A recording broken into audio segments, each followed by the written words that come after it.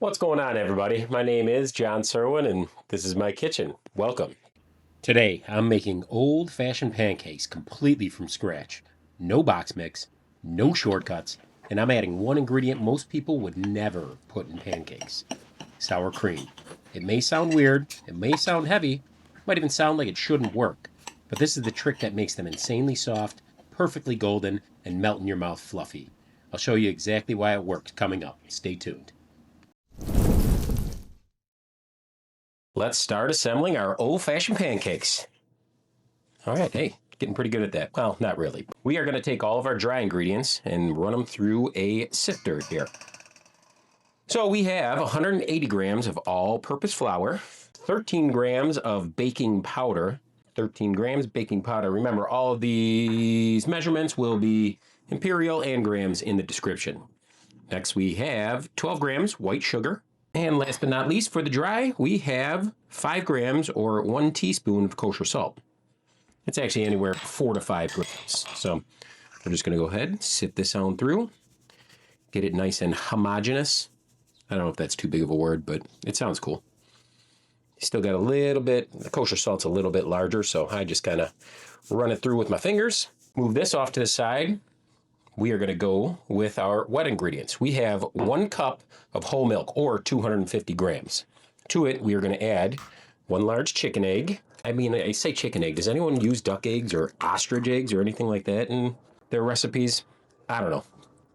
Here's the, I wouldn't say a secret ingredient, but this. 60 grams or a quarter cup of sour cream.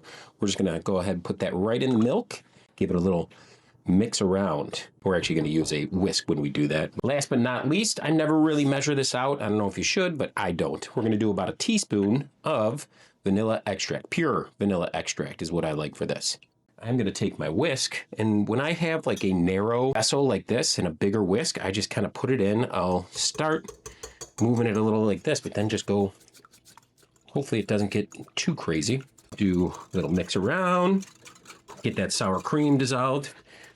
I've done this with eggs. Like if you have a very big bowl and you're doing a whole bunch of scrambled eggs, like we do, I don't know, 45 scrambled eggs or something like that on Sunday breakfast, this kind of works well. I'm going to make a little well in the center, throw in our, well in the center of our dry, throw in all of our wet ingredients. The key to this, do not overmix it.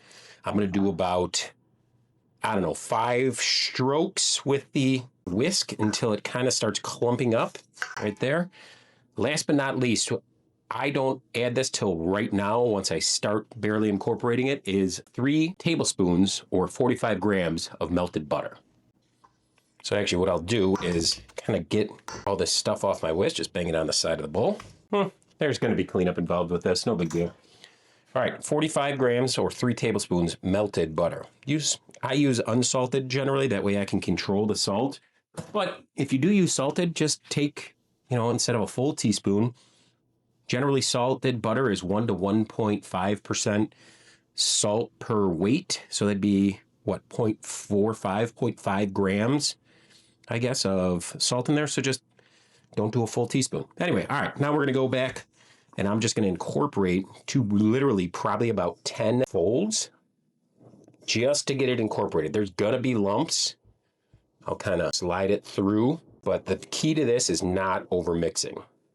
There's going to be lumps. You're going to let it rest 10 minutes at least while the griddle comes up to temp. And it should be fully hydrated and not very tough. That's the key to make them fluffy. It's going to look like, this is hard for me, so I'm going to probably do one more. It's hard to walk away when it looks like this, but that's what you got to do. So, not even going to look at it. Going to walk away. Let this sit for 10 minutes. It has now been 10 minutes, and that's what our batter looks like now. Got a nice big electric griddle up here that I'm just going to butter up with, some butter. I got it all the way high right now, which probably should back it down, but I feel like you don't dial in the heat until the second batch. The first batch kind of turns out okay, I feel like, but the second batch is really when start dialing it in. Gonna grab a ladle and ladle on about 1/4 cup of the batter for the pancakes. I'm gonna only do about 4 right now. Once they start, probably in about 4 or 5 minutes, you'll see the big bubbles, and that's when they'll be cooked up the sides, and that's when we'll turn them. So we'll be back then. It has now been about 4 to 5 minutes, and we are getting large bubbles, and it has risen quite a bit. So I'm going to go in the same order that I put them on the griddle. So here, here, here, here. Let's see how they're looking. Woohoo! That looks pretty good. Nice. Happy with that. Not too shabby. Kind of got that one on top of that one, and all right, I think these are going to be pretty tasty. That looks quite nice. I'm just going to wait for them to rise up, maybe another 2 minutes, and then take them off and finish off the rest of the batch. 2 minutes later, and these things are ready to come off. I'm just going to go ahead and place them. You know what? Here, let's see the underside. Oh, yeah, that looks good. Just going to place these on a plate, and we're going to do 2 more, but this time we are going to make them blueberry. That does look pretty good. We are going to make them into blueberry pancakes. So, gonna take the butter it up one more time. When I do blueberry or banana pancakes, I just take the regular batter, go ahead and plop it down. Now, when I want to add blueberries or bananas or even chocolate chips, I just take a handful of them and throw them right on this side and kind of get however many you want on there. You can see all the blueberries. I'm gonna put a bunch. I like a lot of blueberries. You can push them in if you want. I usually don't go crazy on them. Push it in a little bit, but nothing crazy. Because when you flip it over, I'll show you. You cook it on the other side, they cook into the pancake, and you can completely see them. I know you could just add them into the batter, make it easier, but I don't know. I found this way I can make regular pancakes, blueberry pancakes, banana pancakes, strawberry pancakes, whatever pancakes you want. We're going to let these cook up, flip, and I'll show you the progress. It's now been about 4 to 5 minutes, and we are going to give these a flip. Let's see. All right, not too shabby.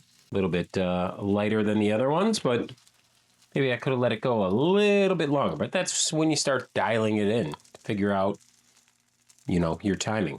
We're going to let this go probably 3 minutes now on this other side. Notice you can't really see. You can see a little bit of the blueberry if you look close, but watch when the other side's done, I'll flip it over and show you what it looks like. It's now been 3 minutes. These have puffed up nicely. And here, let's show you what it looks like. There you go. That's what I mean when now you can see all the blueberries. So however you want to present them, you either put them that way. And actually, I will, just so people know. I'm going to end up stacking them on another plate. There's blueberry. Not too shabby, huh? And there you have it, folks. Old-fashioned pancakes. Blueberry over here and just a short stack, or I guess a regular stack of old-fashioned pancakes. I mean, the sour cream, let's see how she did. Nothing left to do but dive on in for the official taste test. Let's see if I could, ooh, fork goes in nicely. Take a look at that. Hopefully you can see.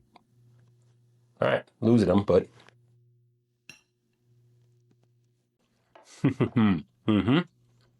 Wow. I mean, I've had buttermilk pancakes. Those are fantastic. Regular pancakes just kick booty in general. The sour cream brings it up, like it gives a little bit different of a texture, mouthfeel, and tang to it. It's fantastic. It's like if you've had an old-fashioned sour cream donut. I don't know if it's just not popular around here. I don't know about it. Like, sour cream would be an absolute go-to for me. All right, I'm going to try out the blueberry ones while I'm at it. They're here. See how it looks. Maybe do a smaller one this time. Whoop, without dropping it this time, we're going to see. Not too shabby. Mm-hmm. Oh, man. These could be trouble. I could overeat on these, no problem. Man, blueberry pancakes, banana pancakes, I don't know which ones I like better, but give them a shot. Comment below. Let me know what you think. If you have any other techniques or any other crazy ideas. I've heard of people putting vanilla ice cream in pancakes. I've actually heard more so in French toast, but hey, sky's the limit, right? Why not try an experiment, see what works? Thanks for coming by, guys, and just remember, you're just making food out of ingredients until you sit down and share them with the ones you love. Then it's a meal. All right, guys, thanks for coming by. Greatly appreciate it. Till next time.